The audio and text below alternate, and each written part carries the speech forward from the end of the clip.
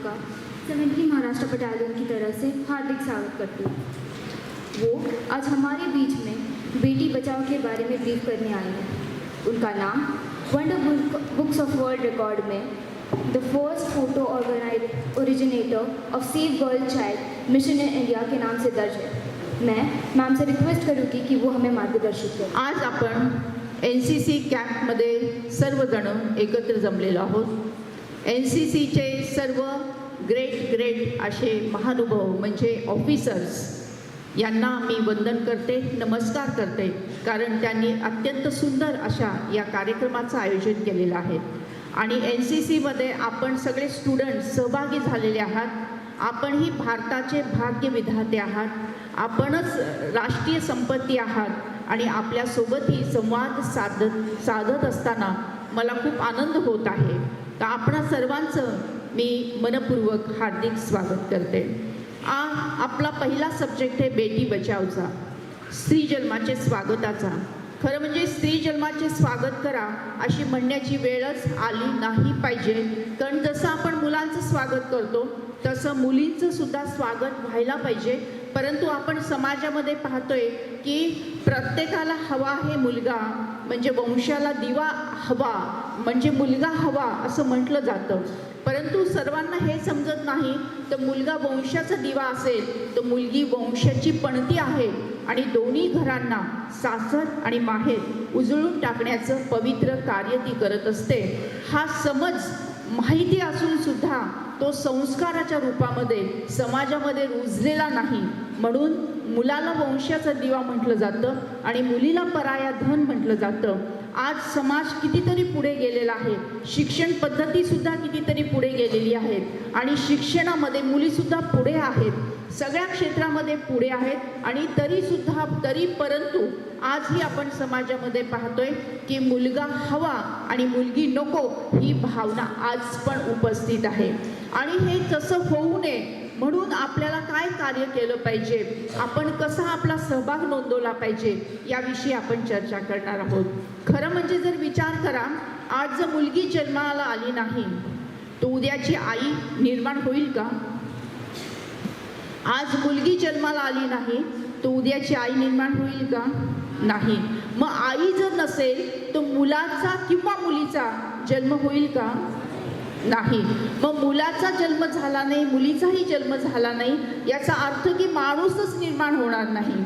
मग ज्या जगामध्ये माणूस नाही, ज्या जगामध्ये माणुसकीच नाही तर हे जग तरी जिवंत राहील का? नाही राहू शकत। आणि म्हणूनच फक्त मुलीला वाचवण्याचा हा विचार नाहीये, मुलीला जगवण्याचा हा विचार नाहीये, तर जगाला जगवण्याचा हा विचार आहे।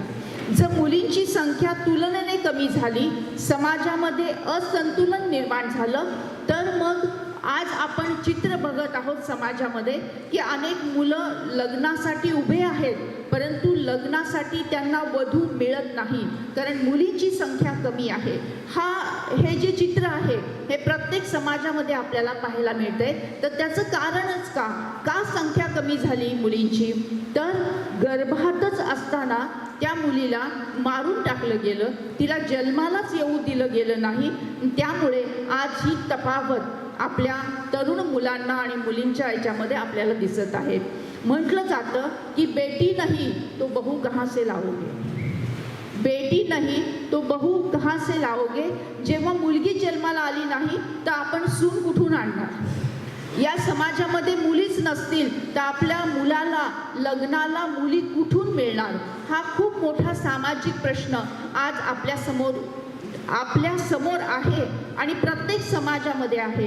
तर सर्वांनी आज आत्मपरीक्षण करण्याची आज आवश्यकता आहे। मुलगी नको ही भावना आपल्या भारतामध्ये शेकडो वर्षापासून आहे, परंतु त्याला साथ मिळाली तंत्रज्ञानाची, विज्ञानाची, आणि सोनोग्राफी नावाचं मशीन आलं आणि त्याद्वारे मुलगा आहे का मुलगी आहे हे आधी समजायला लागलं आणि मुलीचा गर्भ असल्यामुळे तो नको आहे म्हणून मग तिला जन्माला येऊच न देव अशी व्यवस्था करण्यात येऊ लागली। आणि मग या म्हणजे जे काही चुकीचे संस्कार आहेत, मुलगी नको ही भावना आणि त्याला मिळालेली विज्ञानाची साथ, या दोघांमुळे मुलींची संख्या झपाट्याने कमी होऊ लागली आणि आज चित्र आपल्या समाजासमोर दिसत आहे की बेटी नाही तू बहू कहाँ से लाओगे. आणि याचंच रूपांतर काय झालं? याचंच रूपांतर असं झालं की स्त्रियांच्या सुरक्षिततेचा प्रश्न निर्माण झाला. आज मुलगी 4 वर्षाची असू दे, 15 वर्षाची असू दे, 40 वर्षाची असू दे किंवा 80 वर्षाची आजी असू दे, ती आज सुरक्षित नाही. आणि त्याच्या पाठीमागे मूळ कारण जर काय असेल तर ही समाजामध्ये असलेली असमतोलपणा, ही मुलांच्या आणि मुलींच्या संख्येमध्ये असलेली खूप मोठी तफावत. ही जी मुलगी जी आईच्या गर्भात आहे, जी आईच्या पोटात आहे, ती आपल्या आईला म्हणते. ही माझी स्वरचित अशी कविता आहे की गर्भातली मुलगी आपल्या आईशी बोलते आहे. ही चिमुकली आपल्या आईला म्हणते की आई, तुझं बाबांचं, आजींचं, आजोबांचं बोलणं काल रात्री ऐकलं मी आहे. तुम्ही सगळ्यांनी मिळून ठरवले ना की उद्या मला डॉक्टर काकांकडे घेऊन जायचंय. नको ग आई, नको, असं करू नको ग. मला डॉक्टर काकांकडे घेऊन जाऊ नको ग. मला डॉक्टर काकांची खूप खूप भीती वाटते ग. ते डॉक्टर काका मोठं मोठं शस्त्र घेतील, माझ्या डोक्याच्या चिंध्या चिंध्या करून टाकतील ग. इवलीशे, नाजूकशे, कोमलशे माझे हातपाय आई तोडून टाकतील ग. आणि रक्तबंबाळ झालेला माझा हा देह, हा रक्ता मांसाचा गोळा हे उकड्यावर फेकून देतील. कुत्रे येतील, झडप घालतील, तोंडात पकडतील, गल्लीभर फिरवतील ग. आई, माझं या शरीरातून ठिपकणारं रक्त आई तू पाहू शकशील? माझ्या शरीराची झालेली विटंबना आई तुला सहन होईल? नाही आई, नाही. तू हे सहन करू शकणार नाही ग. तू हे पाहू शकणार नाही ग. आई, असं करू नको ग. मला मारू नको ग. मला डॉक्टरांकडे घेऊन जाऊ नको ग. मी तुला कसलाही त्रास देणार नाही. मला लाडू नको, पेढे नको, करंजी नको, पुरणपोळी नको, काही गोडतोड नको ग. कालची उरलेली शिळी असलेली भाकरी सुद्धा आई मला चालेल ग. पण आई, मला जन्म घेऊ दे ग. मला तुझ्या मांडीवर खेळायचे, आजी आजोबांच्या गोष्टी पकडायचे, तुझं बोट पकडायचे, बाबांचं बोट पकडायचे, शाळेमध्ये जायचे, खूप खूप शिकायचे का आई मला. आई, मला तुझ्या म्हातारपणाची काठी व्हायचे, बाबांची सेवा करायची आहे, समाजाची सेवा करायची आहे. पण हे सगळं मी करू इच्छिते, पण कधी तू मला जन्म दिला तरच ना. वेळ नाही गेली अजून, हाक देते मी तुला. चिंपली म्हणते, वेळ नाही गेली अजून, हाक देते मी तुला.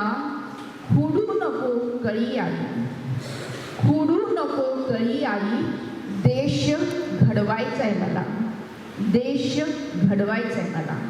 अशी आण, अशी हाक ही चिमुकली तुम्हाला आम्हाला देत आहे. मग आपण नेमकं काय केलं पाहिजे? परिवर्तनाची सुरुवात, कार्याची सुरुवात, बदलाची सुरुवात आपल्याला स्वतःपासून केली पाहिजे. मग ती नेमकी काय केली पाहिजे याच्यावर जेव्हा विवेचन केलं जातं तेव्हा 2 गोष्टी समोर येतात. की मी नेहमी म्हणते ही जी चिमुकली आहे ही या कलियुगाच्या वादळ वाऱ्यामध्ये विझू पाहणारी ज्योत आहे. हे ज्योत आहे आणि वादळामध्ये विझू लागलेली आहे. ती विझू नये म्हणून 2 हातांचं संरक्षण तिला हवं आहे. एक हात हवा आहे समाजाच्या सकारात्मक बदलाचा, एक हात हवा आहे समाजाच्या सकारात्मक बदलाचा आणि दुसरा हात हवा आहे कायद्याच्या कडक आणि ताबडतोब अशा अंमलबजावणीचा. कायदे आहेत, पुष्कळ कायदे आहेत, पण त्याची ताबडतोब अंमलबजावणी होणं आणि ॲक्युरेट रीतीने होणं ती काळाची गरज आहे. ते करणारे आहेत आणि ते काम चालू आहे. परंतु समाजाची मानसिकता बदलणं, कारण आपण सगळेजण समाजाचा एक घटक आहोत आणि त्यामुळे आपल्यावर ही जबाबदारी येऊन पडते की आपण काय आपल्या स्वतःमध्ये बदल केला पाहिजे.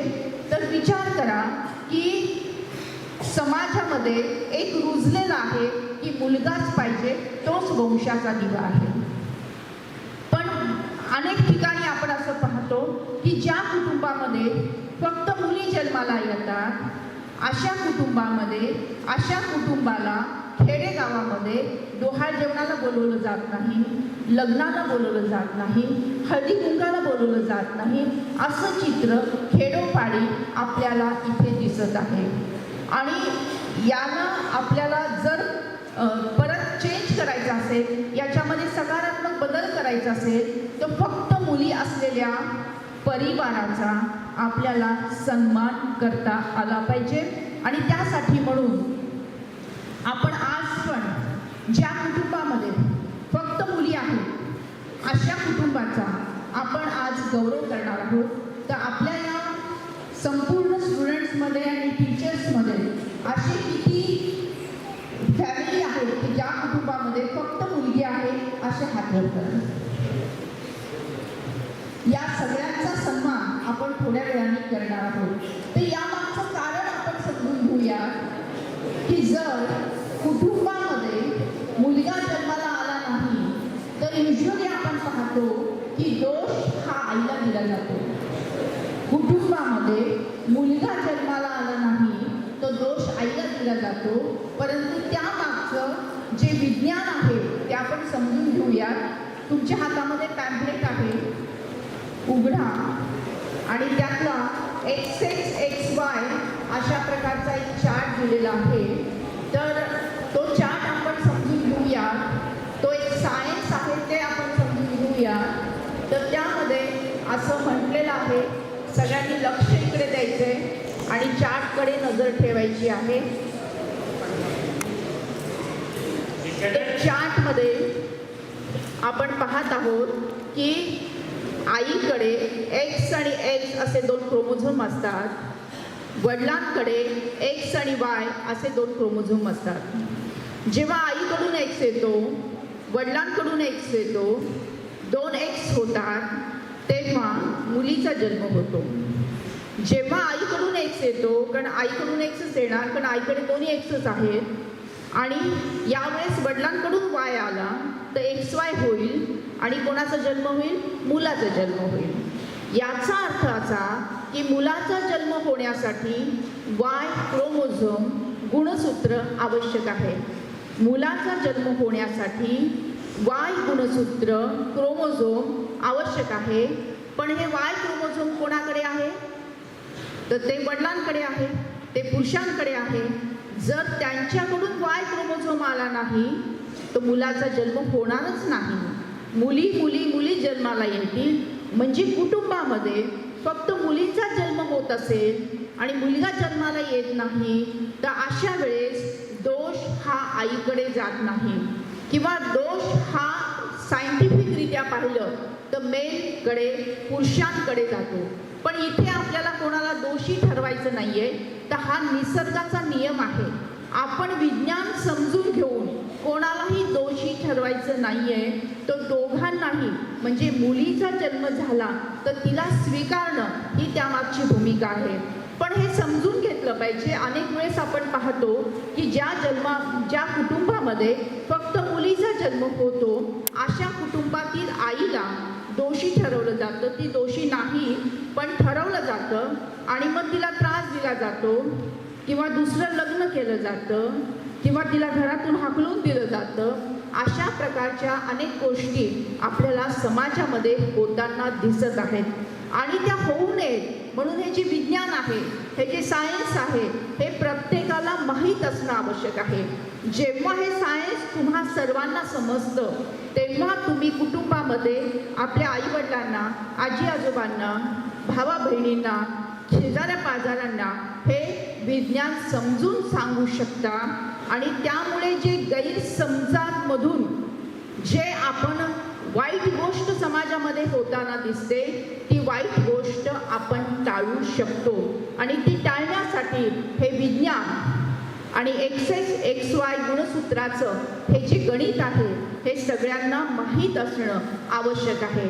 आम्ही मध्यंतरी एक विनंती पण केली होती की आपल्या 7वी 8वीच्या पाठ्यपुस्तकामध्ये अशा प्रकारचं लेसन असावा जेणेकरून त्या वयातच जर मुलांना हे समजलं तर भविष्यामध्ये अशा चुकीच्या घटना आपल्या या समाजामध्ये घडणार नाही.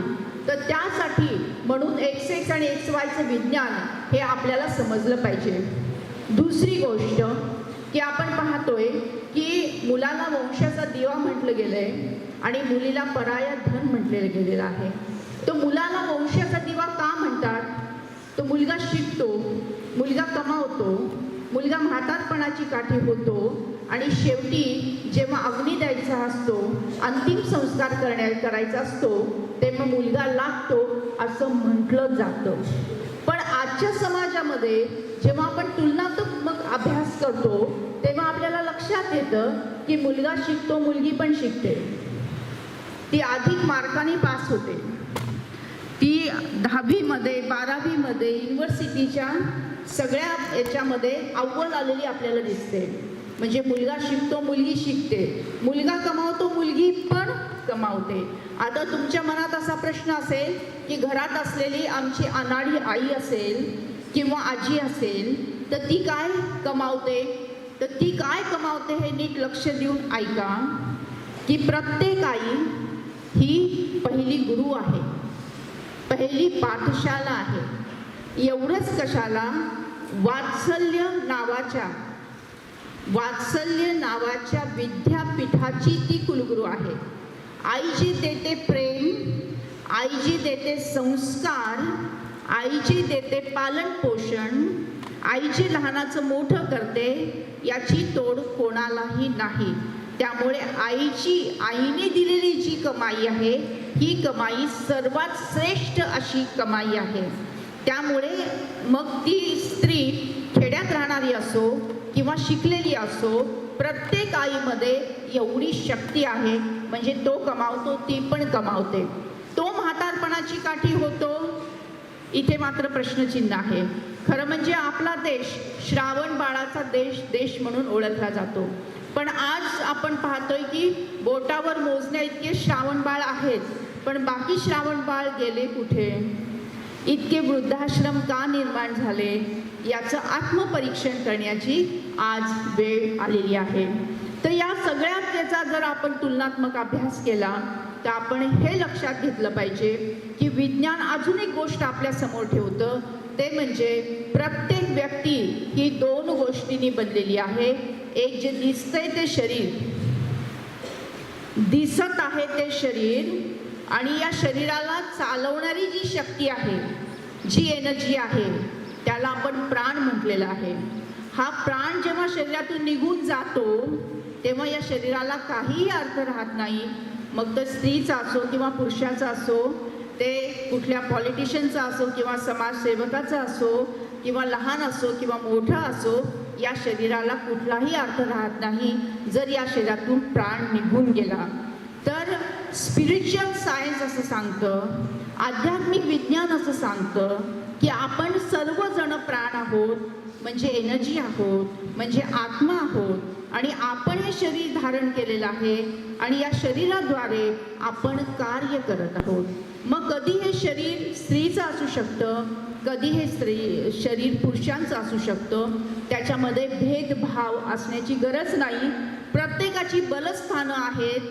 पुरुषांची काही बलस्थानं आहेत, स्त्रियांची काही बलस्थानं आहेत, पुरुषांची काही कमजोरी आहेत, स्त्रियांची पण काही कमजोरी आहेत, परंतु दोघंही एकमेकांना पूरक आहेत. दोघंही एकमेकांना पूरक आहेत आणि म्हणून दोघंही समाजाचे घटक आहेत. माझ्या कवितेतून मी नेहमी असं म्हणते की तो मंत्र असेल तर ती पूजा आहे, तो म्हणजे पुरुष आणि ती म्हणजे स्त्री. तो मंत्र असेल तर ती पूजा आहे, ती आरती असेल तर तो प्रसाद आहे. तो मंत्र असेल तर ती पूजा आहे, ती आरती असेल तर तो प्रसाद आहे. तो माणूस असेल तर ती माणुसकी आहे, तो माणूस असेल तर ती माणुसकी आहे. तो दसरा असेल तर ती दीपावली आहे, तो दसरा असेल तर ती दीपावली आहे. असं असतं स्त्री आणि पुरुषांचं नातं. एकमेकांसमवेत असेल तर निर्माण होतं पूर्णत्व, नाहीतर ते असतं अधुरं अधुरं अधुरं. म्हणजे हा जो समाज बनलेला आहे, हा स्त्री आणि पुरुषांनी एकत्रित असा समाज बनलेला आहे. सर्वांनी आपापली बलस्थानं ओळखून पुढे जाणं हे काळाची गरज आहे. तर तरी परंतु मुलीचा जन्म नाकारला जातो आणि गर्भातच असताना तिला संपवलं जातं, ही दुःखमय घटना आजही आपल्याला पाहायला मिळत आहे. आणि ते होऊ नये म्हणून अनेक प्रकारचे आपण ॲक्शन प्लॅन करण्याचं ठरवलं आणि गेल्या 38 वर्षापासून हे ॲक्शन प्लॅन आपण राबवत आहोत. जे action plan 11 point action plan आहे हे आपल्या सगळ्यांच्या समोर आहेत. तर पहिलाच कलम ज्याला आपण म्हटलं आहे ॲक्शन प्लॅन, की आपण सगळ्यांनी संकल्प केला पाहिजे की माझ्या कुटुंबामध्ये, स्वतःच्या माझ्या कुटुंबामध्ये एकही स्त्री भ्रूण हत्या होणार नाही आणि प्रत्येक स्त्री जन्माचं मी स्वागत करेल. दुसरा खास कलम असला पाहिजे की ज्या परिसरामध्ये आपण राहतो त्या परिसरामध्ये 0 ते 6 वयोगटामध्ये किती मुलं आहेत आणि किती मुली आहेत याचा एक अभ्यास झाला पाहिजे. आता आपण NCC कॅम्पच्या माध्यमातून पुढे जाऊन तुम्ही खेडोपाडीसुद्धा जाल, तर ज्या गावामध्ये तुम्ही काम करणार आहात तर त्या गावाचा सेक्स रेशो तुम्ही समजून घेऊ शकता की 0 ते 6 वयोगटामध्ये मुलींची संख्या इतकी आहे, मुलांची इतकी आहे. मग आपण काय केलं पाहिजे ते गावाला आपण एक छोटासा प्रोजेक्ट देऊ शकतो. तो प्रोजेक्ट असा आहे 1 रुपी मॅजिक स्कीम. त्याला म्हटलं आहे 1 रुपी मॅजिक स्कीम. तर ती अशी आहे, जर गावामध्ये समजा एका गावामध्ये म्हणजे कमीत कमी 2000 लोकांच्या वस्तीचं एक गाव असू शकतं सर्वसाधारणपणे. तर जर गावामध्ये मुलीचा जन्म झाला तर प्रत्येक व्यक्तीने 1 रुपी कॉन्ट्रीब्युशन करायचं आहे. सगळे मिळून 2000 रुपये जमा होतील आणि त्यातून मुलीचा कन्या जन्म आनंद सोहळा, म्हणजे मुलीला झबलं असेल, आईला साडी चोळी असेल, आईसाठी काही पौष्टिक अन्न असेल, तर अशा प्रकारची बेबी किट देऊन आपण तिचा सन्मान करू शकतो. आणि ते पण प्रत्येक गावकऱ्याचा त्यात सहभाग आहे, म्हणजे 1 रुपीचा सहभाग आहे. तर अशी 1 रुपी मॅजिक स्कीम तुम्ही सगळेजण गावागावातून राबवू शकता. ज्या गावामध्ये तुमचा भविष्यामध्ये कॅम्प होईल त्या गावामध्ये आपण जर हा कन्सेप्ट ठेवला आणि तिथल्या ग्रामसभेमध्ये अशा प्रकारचं रिझोल्युशन, अशा प्रकारचा ठराव जर आपण पास करून घेतला, आजपर्यंत हजारो गावांनी अशा प्रकारचा ठराव घेतलेला आहे. जेव्हा आपण गावकऱ्यांना या सगळ्या गोष्टी व्यवस्थित समजून सांगतो तेव्हा त्यांना या व्यवस्थित समजतात आणि 1 रुपी मॅजिक स्कीममध्ये सगळे सहभाग नोंदवतात. खरं म्हणजे 1 रुपया देणं अवघड आहे का? कोणी पण 1 रुपी कॉन्ट्रीब्युशन करू शकतं. पण जेव्हा आपण अपील करतो, त्यामागची भावना सांगतो, तर त्या 1 रुपयाची किंमत ही लाखो रुपये आपोआप होऊन जाते.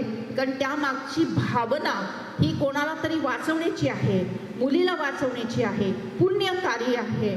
आणि त्यामुळे त्या भावनेतून गावागावातून मुलींच्या जन्माचं स्वागत व्हायला लागतं. तर या प्रोजेक्टमध्ये तुम्ही हा प्रोजेक्ट तुमच्या पातळीवर राबवू शकता.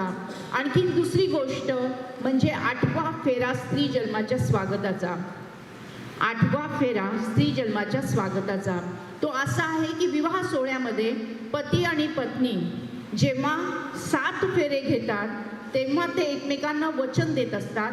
त्या वचनामध्ये अजून एक वचन आपल्याला जोडायचं आहे की आपल्या कुटुंबामध्ये जर मुलीचा जन्म झाला तर आम्ही आनंदाने त्या मुलीचं स्वागत करू, तिला वाढवू आणि तिला शिकवू. अशा प्रकारचा संकल्प आपण लग्नामध्येच 8व्या फेऱ्याच्या रूपाने केला तर त्याचा खूप चांगला उपयोग समाज परिवर्तनामध्ये होतो. आता आपण सगळेजण स्टुडंट आहात. आपला वयोगट असा आहे की आज न उद्या काही वर्षामध्ये आपण सुद्धा लग्न करणार आहात. तर आपण लग्न करत असताना हा 8वा फेरा स्त्री जन्माच्या स्वागताचा घेतला तर त्यामुळे आपल्या नातेवाईकांमध्ये जनजागृती होईल. आपल्या लग्नामध्ये आलेल्या सगळ्या सामाजिक घटकांमध्ये हा विचार पोहोचेल आणि स्त्री जन्माची एक लहर, एक लाट निर्माण होईल. त्याचा मंत्र असा आहे की लेका एवढीच लेकही भारी, लेका एवढीच लेकही भारी, हाच संदेश घरोघरी. लेका एवढीच लेकही भारी, हाच संदेश घरोघरी. 8वा फेरा घेऊया, 8वा फेरा घेऊया, स्त्री जन्माचे स्वागत करूया. स्त्री जन्माचे स्वागत करूया. अशा प्रकारचा मंत्र आपल्याला लग्नाच्या निमंत्रण पत्रिकेमध्ये छापता येईल. तशाच प्रकारचं बॅनर करून मंडपात लावता येईल आणि प्रत्यक्ष रूपाने हा 8वा फेरा घेता येईल. तर अशा प्रकारचा 8वा फेरा मी आत्ताच म्हटलं की तुम्ही सगळेजण भविष्यामध्ये कधी ना कधी लग्न करणारच आहात, की कोणाकोणाची इच्छा आहे असा 8वा फेरा स्त्री जन्माच्या स्वागताची घेण्याची. हात वर करूया.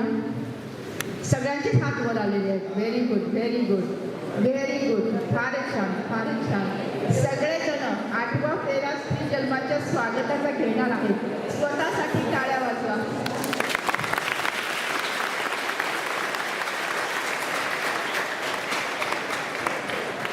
धन्यवाद.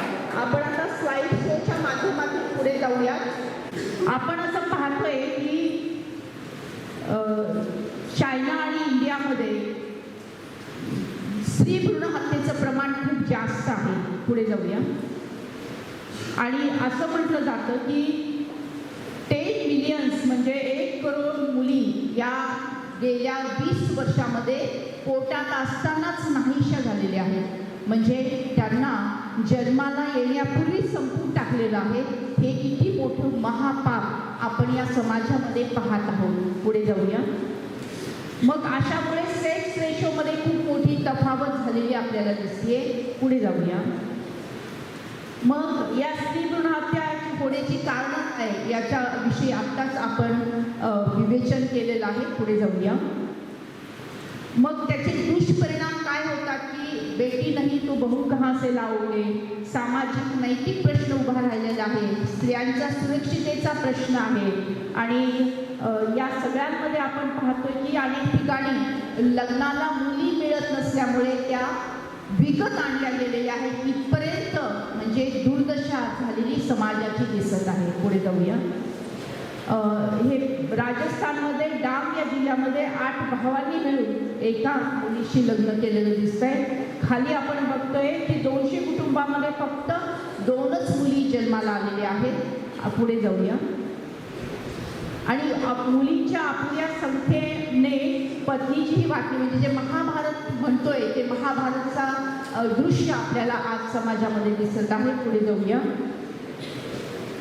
आणखी पुढे जाऊया. मग हे जे काही सेक्स रेशोमध्ये इतका मोठा डिफरन्स झालेला आहे त्यामुळे अनेक प्रकारच्या वाईट गोष्टी समाजामध्ये होताना दिसत आहेत. पुढे जाऊया. आणखी पुढे जाऊया. पंजाबमध्ये तर असं दिसलंय की स्त्री भ्रूण हत्या म्हणजे त्या स्त्री भ्रूण हत्या करून म्हणजे गर्भात असलेल्या चिमुकलीला मारून नदीमध्ये फेकलं गेलं, विहिरीमध्ये फेकलं गेलं. आणि अशा विहिरी 2 विहिरी त्याच्यानेच भरलेल्या अशा आढळल्या. अशी न्यूज आपण पेपरमध्ये वाचत आहोत. पुढे जाऊया.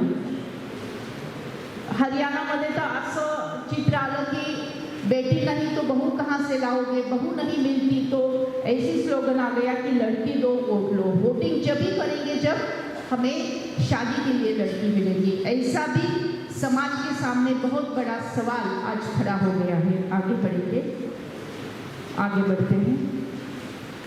तो क्या क्या करना चाहिए? 11 पॉइंट एक्शन प्लान जो पैम्पलेट के रूप में आपके हाथ में है.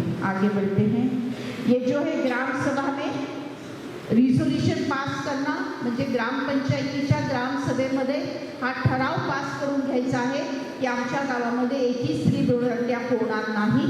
याविषयी दक्षता आम्ही घेऊ आणि मुलीच्या जन्माचं स्वागत 1 रुपी मॅजिक स्कीम म्हणजे 1 रुपयाच्या जादूच्या योजनेने करू. पुढे जाऊया. आणि सामूहिक शपथ ग्रामसभेमध्ये घेण्याविषयी पुढे जाऊया. तर अशाच प्रकारे मुलीच्या नावाने ठेव पावती म्हणजे फिक्स डिपॉझिट पण अनेक गावागावातून आता होताना दिसते. पुढे जाऊया. अशा 1 रुपी मॅजिक स्कीमचे हे काही दृश्य आपण पाहत आहोत. पुढे जाऊया. हे फक्त मुली असलेल्या परिवारांचा सन्मान जसा आम्ही आपण थोड्या वेळाने करणार आहोत तर त्यामध्ये अशा प्रकारचं सर्टिफिकेट देऊन आपण त्यांचा सन्मान करणार आहोत. पुढे जाऊ. XX आणि XY या गुणसूत्राचं जे काही गणित आहे, विज्ञान आहे ते आत्ताच आपण समजून घेतलेलं आहे. पुढे जाऊया. मग मुलाला वंशाचा दिवा म्हणतात, मुलीला पराया धन म्हणतात. आणि यासाठी आपल्याला काय केलं पाहिजे याची भूमिका आज आपण समजून घेतलेली आहे. पुढे जाऊया, आणखी पुढे जाऊया. अनेक गावामध्ये मुलीचं नाव नकोशी ठेवलं जातं, नकोसा ठेवलं जातं, पत्रीबाई ठेवलं जातं, फसीबाई ठेवलं जातं. अशा सर्व मुलींच्या जवळपास 1200 मुलींचं नामकरण आम्ही केलं. तुम्हालाही तुमच्या आसपास जर अशा प्रकारच्या मुली आढळल्या की जिचं नाव नकोशी आहे, नकोसा आहे, पथराबाई आहे, फसीबाई आहे, कोणाला असं आढळलंय का आपल्या आसपास किंवा आपल्या कुटुंबामध्ये किंवा नातेवाईकांच्या कुटुंबामध्ये? नकोशी नावाची मुलगी कोणाला आढळली का? कुणी ऐकली का? कुणी पाहिली का? असेल तर हात वर करा. तसं जर आपल्याला भविष्य काळामध्ये जरी समजा वाटलं आणि दिसलं तर तुम्हाला पॅम्पलेट दिलेली आहे, त्यावर तुम्ही फोन करू शकता आणि आपण हा प्रश्न सोडवू शकतो. पुढे जाऊया. तर अशा प्रकारे 11 पॉईंट ॲक्शन प्लॅन आपण फॉलो करूया आणि स्त्री जन्माच्या स्वागताविषयीची भूमिका आपण स्वतःमध्ये, कुटुंबामध्ये, सोसायटीमध्ये आणि देशामध्ये ही प्रचलित करूया. और केवल बेटियां इन परिवार में हैं तो उनका सम्मान अभी हम करने जा रहे हैं.